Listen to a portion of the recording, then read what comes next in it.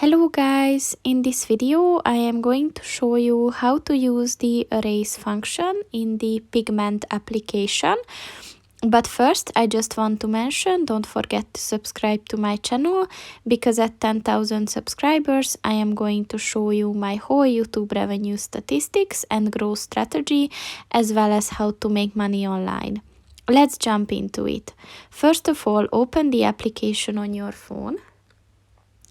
Then click on the home page on the bottom of the page on the left.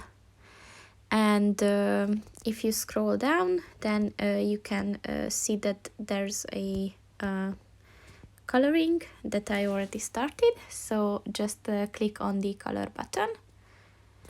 And next to the bucket button, you can find the erase button. So just click on that. And just drag your fingers through your screen and through that area that you want to erase, and it's done. So that's pretty much it for this video, guys. See you in the next one. Goodbye.